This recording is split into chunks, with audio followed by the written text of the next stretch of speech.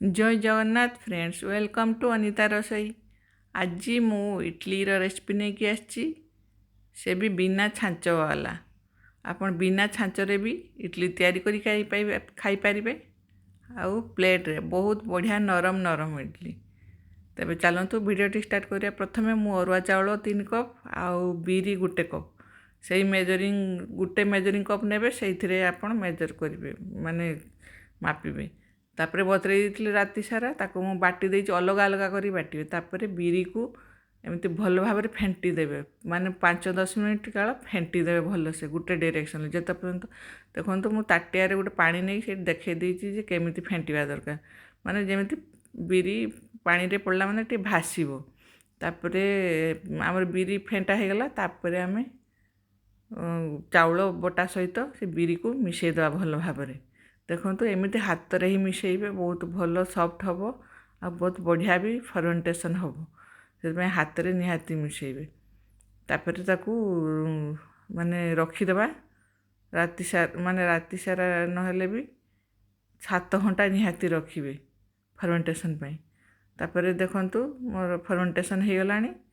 ताकू लूण दे देबा, लूण देकी टिके घांटी देबा भल से मिक्स करके। तापर गोटे प्लेट मु नहीं 2टी प्लेट नहीं। देखो जो प्लेट नेले हम, ताटिया रे भी हम, माने गिना रे भी हम, आउ प्लेट रे भी हम। टी तेल दे देछि, तेल दे देले बहुत भल भाव रे बाहरी जीवो, डिमोल्ड हो जीवो हमर पिठारी। देखो तापर सेपटे मु करेई बसई देछि, आउ करेई रे पानी मध्य गरम कर देछि, आउ गोटे स्टैंड रख देछि स्टीम करिया पई। से प्लेट रे तेल दे सारा पर से बेटर को से प्लेट रे दे देवा।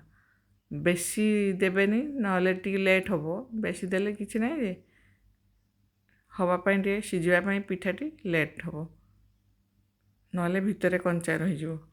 माने अल्प बेटर देबे। मु प्रथमटा जो बनैतिली सेटा बेसी टे बेटर दे दिछि, टे बेसी टाइम लागिला। देखो एमती दे दिछि। तापर गोटे घोडणी घोड़े देबा। देखो घोड़णी रे मु घोड़े दीजिए, माने 5 मिनिट भी 10 मिनिट रे हो। तापर मु चटणी पाई बादाम भाजी देछि। तापर बादाम भजा गोटे ग्राइंडिंग जार को नहीं, कंचा लंका 2टा देछि, आउ अदा टिके देछि, आउ भजा बुट देछि, लूण देछि, आ पानी देछि। आपन चाहिले रसुण दे पारिबे, मु बिना रसुण रे करिछि, बहुत बढ़िया लागिबो। बाटी देछि, मु भुसुंगा पत्र देते भूली जेतिल, सेत पई भुसुंगा पत्र पर ऐड करछि।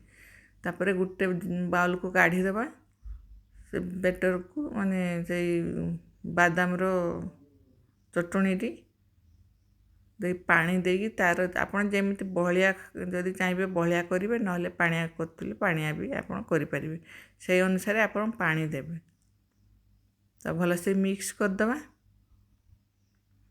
तापर ताकू तड़का दवा पाई तापर लेंबू टिके चिपुड़ी देबे, नहले दही दे पारिबे, नहले टिके तेंतुली मंड भी दे पारिबे। मु लेंबू देछि, बहुत भल टेस्ट आसीबो। देकी देखिबे, तापर देखिबा हमर पिठाटी हेलाणी कि नहीं।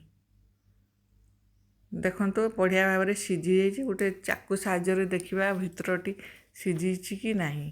देखो पूरा क्लीन आसी छुरीटा। बर्तमान ताकू बाहर करदे पिठाटी। सेपटे आम से चटणी जो बनई ताकू आम तड़का दबा।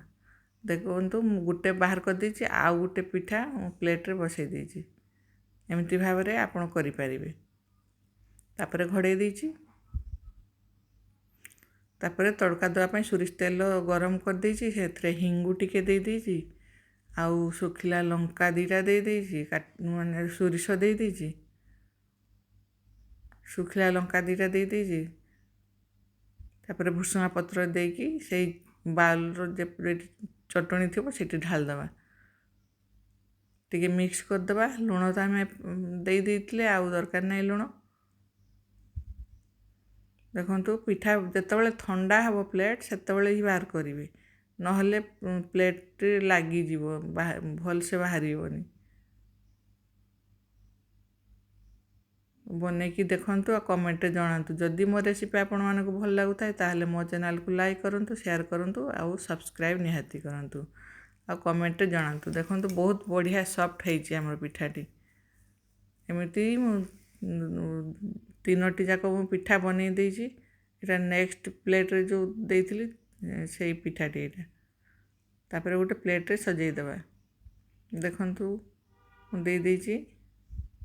ଏମିତି ବନେଇକି ଖାଆନ୍ତୁ, ପିଲାମାନେ ବହୁତ ଖୁସି ହେଇକି ଖାଇବେ। ସକାଳେ ଟିଫିନ୍ ପାଇଁ ବହୁତ ପରଫେକ୍ଟ ରେସିପି। ଆପଣ ବନେଇକି ଖାଆନ୍ତୁ ଆଉ କମେଣ୍ଟରେ ନିହାତି ଜଣାନ୍ତୁ।